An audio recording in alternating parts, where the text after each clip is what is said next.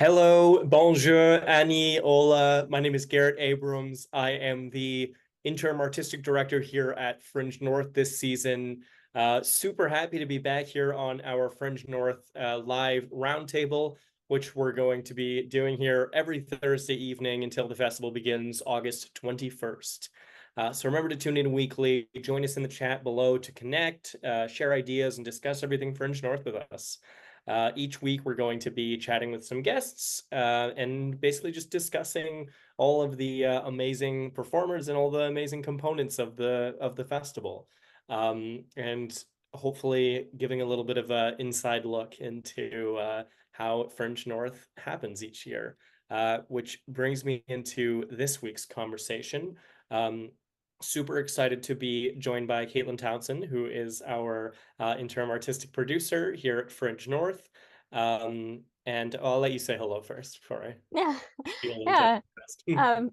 Hello, everyone. So, as Garrett mentioned, I am the interim artistic producer this year at Fringe North. It'll be my third season in this role. Really excited to be able to pop on today and chat with everyone and just let you know some things about what's going on in the Fringe world. So, it's really exciting to be here. Yeah, absolutely. Thanks so much for coming. Um, Super excited this week. Uh, we like to have a nice mix of artist chats on here, but also some behind the scenes looks into how the festival happens. And we're at a really good uh, time to be delving into a little bit of the behind the scenes of the festival because we have a super exciting event happening next week at this time. And in fact, there is going to be a bit of a change from our regular Thursday roundtable next week, where you're going to see a stream from that event. So I'd love, Caitlin, if you want to talk a little bit about what next Thursday is going to be. Yeah, well, I guess to start, I should mention that next Thursday is World Fringe Day. Yeah. So really exciting to recognize our history that fringes began in Edinburgh, and that it was sort of a movement to go against the norms within theater and to be able to present the things that were not seen as mainstream and kind of like starting, I guess, on the fringes of the existing theater festival, hence the name Fringe. And to really try out different things and let artists yeah, kind of go against conventional versions of theater is how we started. So being able to share your story in your own way and your own unique way and whatever art form that takes. So that is how Fringes began.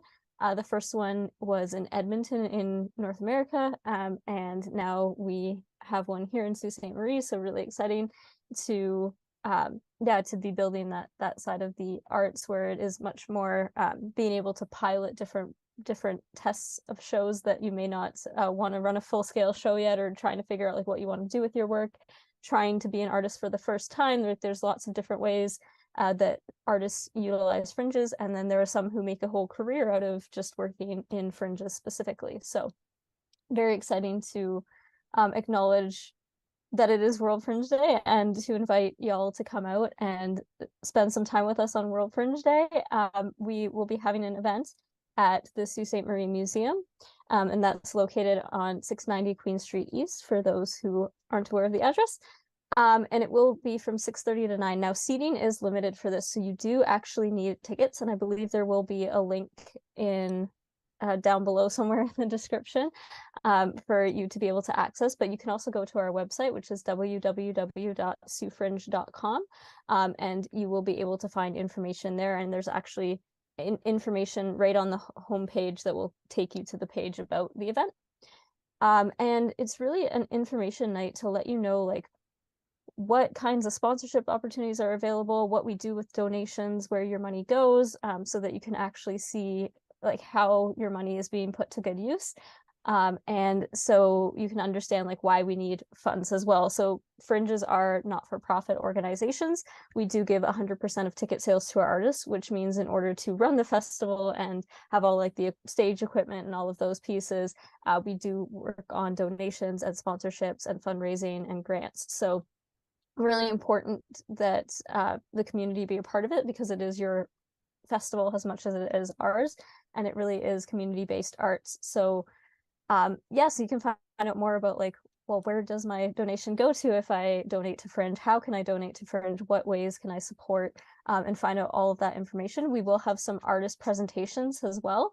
So we have a really exciting lineup that night for you to get to see some of our artists and see a taste of what Fringe will be like during festival as well. So if you've never been to festival before and you're kind of wondering, is this for me? Is this not for me? It may be a good place to come out and kind of taste test what a Fringe festival looks like, and get a better sense of that. So tickets are on sale by donation, so you can go to our website page to donate there. You can also RSVP to suefringe@gmail.com to secure tickets that way as well. And like I said, seating is limited, so if you are interested, please reach out as soon as possible, and we will let you know whether or not seats are still available. And also in that request mention like how many seats you're hoping to secure as well. So really exciting to get to spend time with everyone. We will be live streaming it as well, but there is nothing like being in person at the Fringe. It is one of those things that the energy is just going to be different if you're able to come in. We'll have food. We will have a silent auction as well that you can participate in. So there's lots of ways to get involved and enjoy the night.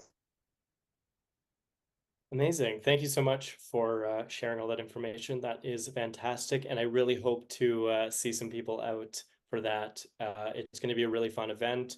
And hopefully we can spread the word a little bit about Fringe festivals in general and our Fringe festival, and how we're hoping to continue to grow within community.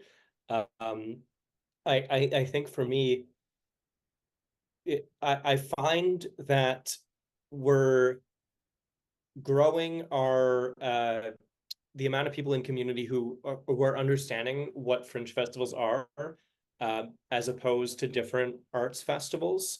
But there's still that level of engagement that we need to reach to really kind of cement how we sit in community versus other festivals.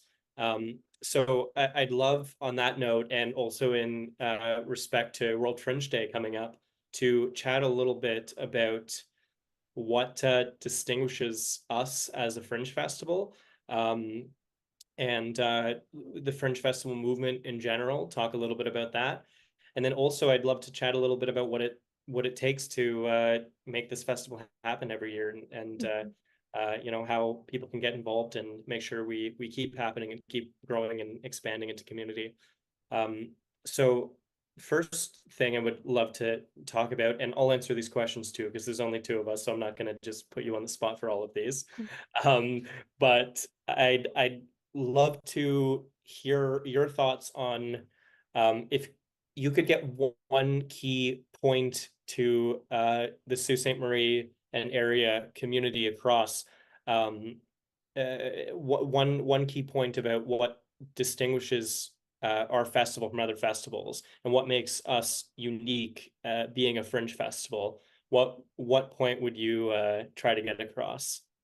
Yeah, I would say the term that comes to mind for me is always that heart-centric work. And that's not to say that other art forms aren't heart-centric, but especially the feedback that we have gotten from our artists over the years, for those who have never actually seen themselves as a professional artist, it really is that heart-centric care of partnering with them and allowing them to see that they are actually a professional artist and they can build a career in this area. Because it is a tough thing to do, to build a career in the arts. Our society is no longer built, or was it ever built to fully support the arts. And it is really tough to like break into that career path, but it is possible, and it is definitely doable. So being able to partner with artists to help them see themselves as professional artists and that they do deserve to get paid for their work. And a lot of forms of art festivals, you know, sometimes you even pay to be a part of them. But at Fringe North, we really do work to get funding that covers those fees. And because of that, it requires a little bit more fundraising, because other Fringe festivals, that is actually a source of income and revenue stream for them to keep going as a festival. But for us, we like to really remove that barrier to access, because people can't always afford to pay to participate in the arts. So allowing artists to actually have that fee covered by grant funding so that they don't have to pay to participate, and that they can actually instead get paid for their work rather than paying to participate in the arts. And then they have that security level too of, if they aren't able to sell as many tickets as they had hoped for, they're still coming out ahead and getting paid for their work and for the time and effort that they put into creating that piece, which is very different than a lot of arts festivals. And I completely understand why other festivals do that, because it is really important to have like revenue streams to keep going. I'm not trying to say that that's wrong by any means, but for us to be able to prioritize it so that artists who really have zero experience can start that career path, and that you don't have to have marketing skills or anything. We provide workshops for artists as well to give them a little bit of those skills, but that they can try it out and try and figure it out, and fumble along the way, and know that they're still going to get paid for their work, and that it's not going to be a waste of their time. And having that like heart-centric care really does make us different and unique. And I think also, as we continue to grow, wanting to have more team members, because if you're going to provide holistic care, one person can only do so much. So being able to increase our team size so that we can give artists the level of support and attention that they need in order to succeed. I mean, we can't do everything, obviously, but as much as we can support our artists, being able to really have that heart-centric care and allow everyone to tell their stories in their own way, and to help them see themselves as professional artists, rather than, oh, this is just something that I do for fun and I don't deserve to be paid for it, or all those other mindsets that can come into play when you're first entering the arts. Yeah, absolutely. Yeah, thank you so much for sharing that. I wholeheartedly agree with that messaging being of vital importance. It's the reason that I'm in the arts today is through Fringe festivals, and being afforded the opportunity to get paid for my work and to showcase the viability of a career in the arts. That's 100% why I pursued it. In fact, and I've told this story before, I was completely en route to go into a totally different path in international relations. And the summer before I went into university, I participated in a Fringe festival, and was like, my perspective was totally shifted. And before I went off to school, I switched into theater, and then here I am today. So it's not a story that's unique to me. I've heard the same from a lot of artists who have got their start in Fringe festivals, and exactly what you're talking about. They've felt that they had that level of support from the festival, and then felt that they had some more courage to actually go ahead and pursue that as a career. And I like to think that we as a festival really prioritize that level of care. It's not a guarantee necessarily, like, that all Fringe festivals are going to work so diligently on that with their artists. I would say it's pretty prevalent, but it's something that we really strive for as an organization. And I'm like so Yeah, and part of an organization that does that. yeah, and I think that shows up in many ways too. So it's not just with like our presenting artists, but also with the production side, because we do really do view artists who are creating like the sound mixing, like all of this is still part of the arts, right? So and this shows up many ways. So we actually have our emerging artist in residency program for the presentation side, and now we're actually including a level of production within that as well. So if someone wants to gain experience in the field of art on the production side, they can actually come on through that program too, and creating like pathways to leadership. We have like our seasonal staff as well. I know you started initially as seasonal staff and now year round as well. So like there are pathways to leadership there too, and really prioritizing arts both on the presenting side and also the enabling artists to present side and the production piece. Yeah, sorry for the cough. 100%. I think that's a really important point. Super excited about EARP, our Emerging Artists in Residency program, this year especially. I mean, we've worked with amazing artists in the past, but I think this year we're able to provide an even greater level of support. And we have more artists under our wing, so to speak. And then we also have that production side of things. So absolutely, I'm so proud of how the EARP program is developing. Yeah, definitely. Yeah, Yeah, and I just wanted to jump in quickly yeah. because we do have the sponsorship info night coming up next week. So Mhm. um, to just talk really quickly about that program. So that program we were Mhm. able to start with the Susan Barber Memorial Trust, and they have funded us for the past several years, which we are really grateful to. And this year we actually have the Ontario Arts Council a grant as well. So we're still partnered with the Susan Barber Memorial Trust for that program, but we're actually able to expand it by getting an additional grant as well, which and the reason why I wanted to dive into this a little bit is because one, to give a quick shout out to both of those places because it really is what's allowing that program to happen this year. And to also mention, like a lot of people go, well, you have grants, why do you need sponsorships? And sponsorships really are really important because they allow us to, a lot of grants will do like will do fund matching as well. So if you have a certain amount, then they'll be like, okay, we'll give you double that amount then so that you can do more with the program. There's also it also expands like what we can actually do with that program. So this is the first year that we are taking on emerging artists on the production side, and we were able to do that because we have both pieces of funding. And if we only had one or the other, we just wouldn't be able to make that happen. So it's really important to get involved where you can financially with the Fringe because it does open doors and allow us to do that. On the other side, if you're not able to provide finances or sponsorship, we also have a lot of volunteers involved in that program that allow it to happen as well. So they provide mentorship for some of our emerging artists and being able to provide their expertise and time so that these young individuals can, young or just new to the craft individuals can really start to learn and gain those skills and create a profession in the arts. Yeah, yeah, absolutely. Yeah, and in regards to, you mentioned as well my position coming on as seasonal staff and then ending up where I am today, um, in the interim artistic director position. I would have never really considered a career in this side of theater. I went to school with the intention always of doing playwriting primarily, which was what I specialized in my undergrad, and then also directing. Like I was really into that creative piece, which I still am. But I wanted to work in theater. So when I saw the position come up for Fringe North, which I had participated in before as an artist, I was super excited to apply, uh, not really knowing that I would like get all this great experience on the production side of things, and like the administrative side of things. And now I've really grown into this place where I absolutely love doing this work. And again, that's like the ability to do that, especially in Northern Ontario, is just so incredible. And it like Yeah.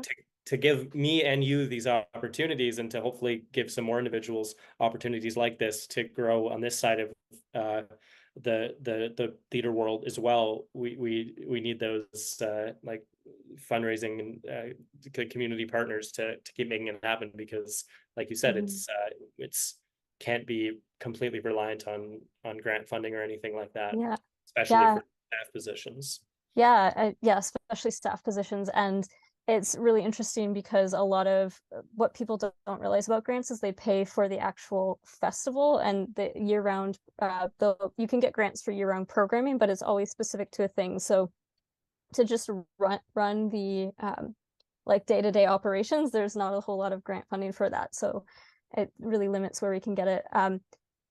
So funding is really important for seasonal staff. And I find it interesting as you were talking, Garrett, just thinking about, so our team this year did something called the Working Genius Assessment. And it allows us to see like how we work, where our strengths are as a team. And Garrett, I know one of yours is enablement, which is essentially helping other people complete tasks and helping other people like live out what they want to do. And it is a tool about, it's a both a work fulfillment and a work productivity assessment. So seeing that you are really strong in enablement. Like, it's no surprise to me that coming on because essentially you're like letting other people live their dreams through theater and enabling them to be able to do that in the production side, which I'm sure you just didn't have a lot of awareness as to like what that side entailed before, but it really does match your skill set as an artist, and the fact that you have your own like um, journey to share with those artists. It actually, not only can you help them see their dreams and enable them to live out their dreams, but also you have like the mentorship piece of having lived that journey yourself that you can share, which speaks to like my own background too, in terms of why I love doing this, because I have like a background in coaching, and then also like arts literally saved my life as a teenager, and having connection to music and whatnot was really what kept me around. So it was yeah, being able to then become a life coach and have those coaching skills and be able to like essentially let artists live their dream and show them that their dream is possible, rather than um, keeping themselves from trying to pursue it, is really what makes this very fulfilling work, and why it's so important that we do have sponsorship to keep allowing that to happen. And I was on last week's stream as well, or I think it was last week or the week before, and I did talk about my grandmother's experience of wanting to be a dancer and then feeling like it was something that she couldn't pursue for various reasons. And you can watch that episode if you want to hear a little bit more about it. But essentially, like, seeing someone who actually didn't pursue that dream and then going into her old age home and seeing that all the walls are decorated with like pictures of dancers, or like um, ballet shoes, or like those different things, and just seeing that it was such a core part of her that she never pursued, and to allow, instead of having seeing people have that regret, allowing a space like Fringe to actually let them step into those parts of themselves and to live out that part. It's really what makes community a wholesome place, and what can help build healing, and especially in a community like ours that has a lot of like trauma, a lot of addictions. Healing is really important, and the arts are an avenue for that, and it is also like that inspiration and hope as well, which I guess is a part of healing too, but like it can be separate from healing. So providing that inspiration and hope, and just through times of struggle, through good times, all of the time. So sponsorship is really important because it allows us to keep providing those opportunities and allowing people to become their full selves and unearth those parts of themselves rather than keeping them hidden. Yeah, absolutely. Thank you so much for saying all that. I think that's absolutely all true. And if someone hears you saying all this and wants to get involved, I'd love for you to speak on like who who are we looking for in terms of community partners and potential donors and things like that. Like, if someone is sitting there watching this and thinking like, I'd love to get involved, but I'm not sure if I'm exactly the right fit. Mhm. Just love for you to, yeah, shed some light on that. Yeah, so in terms of sponsorship, we are really looking for partners that value what we value as an organization, right? So yes, there are lots of opportunities for you to get like marketing awareness and shout outs on our social media, on our these roundtables, on our podcasts. Like, there's lots of places for your business to get attention. But what we are more interested in is those people who are here for our values and believe in the mission of what we're doing, and believe in bringing arts to community and the importance of arts and community, and that heart-centric work, that arts is not for just the elites, arts is for everyone, and there should be removal of barriers to access so that everybody can participate, both on the presenting side, but also on those attending too, because we do have a pay what you can ticket model at festival too, so that everybody is able to attend. So those who value that sense of community building and like the family friendly like not like that family building, not family friendliness. We do have shows that are family friendly for sure. We also have some that are not, but having that sense of wanting to build family style community where it does feel like extended family, and valuing that heart-centric piece that we do put a lot of time and energy into, because you could build a really huge festival but not be taking care of your artists. So those sponsors who are going to be on board with the fact that we do things very intentionally rather than do things necessarily like the fastest and quickest growth. It's more about holistic growth than that piece. So that is who we are looking for in terms of partnership. In terms of what you can offer, like, obviously the financial piece is huge because it costs a lot of money to run a festival of this size. And yeah, so that piece is like really, really important. But that said, no amount is too little. We do have various tiers of sponsorship. So any place that you can enter into that is great. And I forget what I lost my train of thought. Sorry. Oh, and the goods in kind piece too. So if you are in a position that you can't actually offer finances, we do have goods in kind partnerships. So if there's something you can offer, like for example, next week we have a silent auction at the event. If you can offer a free item for us to put into that, like that would be really fantastic as well. So like any kinds of goods in kind partnership, we are open to those as well. So we really do yeah, value that community building and whatever you can bring to the table, just let us know and we can work around what that is.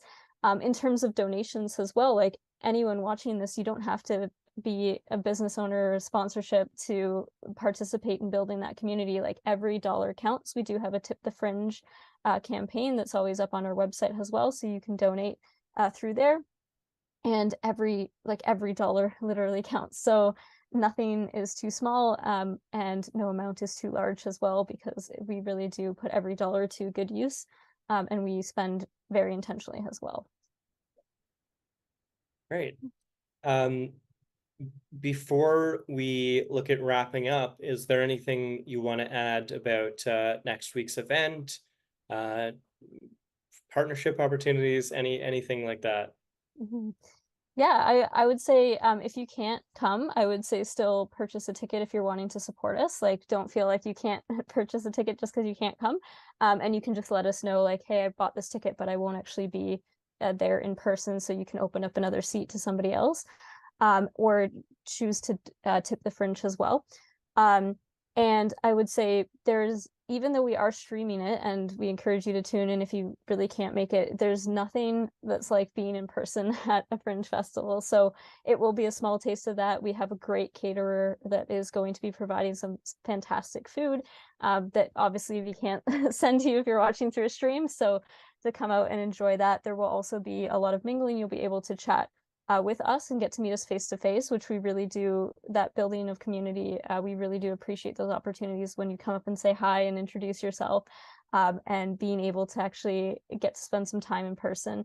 So I really do encourage you to come. Our artist lineup is really fantastic. I don't know, Garrett, if you want to talk a little bit about like what kinds of performances we'll have that night. They are like taste test versions of performances, so that you can still come out to their performances at the festival for those who are going to be participating in this year's festival.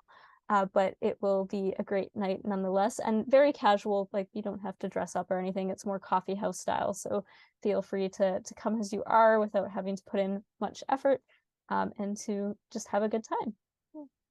Yeah, thank you. Absolutely.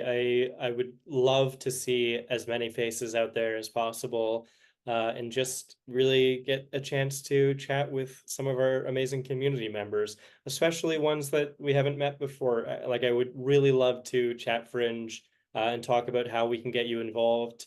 There's really room for anyone in community to get involved somehow. So if any of this messaging resonates with you, please stop by, look at that link below, and sign up, come by. We really look forward to chatting with you. In terms of the art that you can expect to see there, we have some music, we have some drag, we have some spoken word. So it's really a nice little taste of what Fringe North typically offers, which we like to say is pretty much everything. It's a nice like smorgasbord.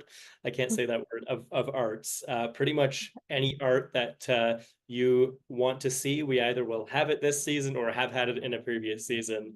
So it's a very nice taste test for sure. Come down. We would really love to see you. I look forward to meeting some of you in person. Yeah, and on that note too, like drop in. You don't have to buy a ticket and come to the entire event. You can buy a ticket and just pop in for whatever amount of time you have available in your schedule. And there will be opportunities to chat with us, and there'll also be like some speeches and some fun announcements as well. So it'll be a really good time. Yeah, absolutely. And by the way, also, I just want to add, if you are going to be away for this event, like if there's no way you can make it, but you are still super interested in getting involved and maybe meeting face to face, please reach out to us. We absolutely will do some meetings or pop into your business or wherever, and we would love to chat about partnership opportunities. Mhm. Always happy to do that. So that yeah, great. Anything else we want to add before we wrap it up? Yeah, no, just that I look forward to seeing all of you there and getting to spend some time with you. And it'll be a really good time to just celebrate World Fringe Day together and see what we can do to make a difference in our community and partner together to make that happen. Yeah, absolutely. Alrighty. Thank you everyone so much for tuning in tonight.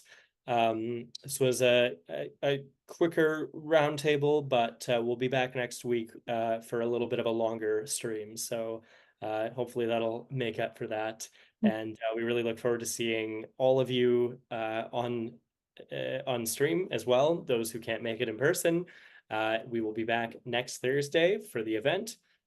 Which actually will likely be streaming a little bit earlier than 7 next week because the event starts a bit earlier. So stay tuned around, say like 6:45-ish, maybe we'll look at start Yeah, streaming. Yeah, yeah, yeah, somewhere around then. around there. Keep an eye out. And it'll be going for a little while. So if you miss any of it, you can tune in at any point and go back and watch what you missed later. But yeah, thank you so much. Merci, miigwech, gracias. And just a reminder that Fringe North 2024 is August 21st to 25th this year. You can check out our website and our social media channels in the description below for more information about Fringe North. And also, I just want to add, if you look at our social media now, we just started posting some highlights of our artists that are going to be at the festival this year. So stay tuned for that because we have so many exciting artists, and you can start getting a little sneak peek at who you can expect to see. So that's super, super exciting. Um, yeah, if you like the work that we're doing here, if you want to support us, um, I mean, all of the things that we said before, but also you can consider tipping the Fringe. Your support helps us as staff. It helps the work that we're doing in community with artists, and it really just ensures that this festival is able to keep happening year after year. So we thank you so much for any support that you can provide. Um, and yeah, you can find links for that below as well. We will see you next Thursday evening and have a great night, everyone. Thanks so much.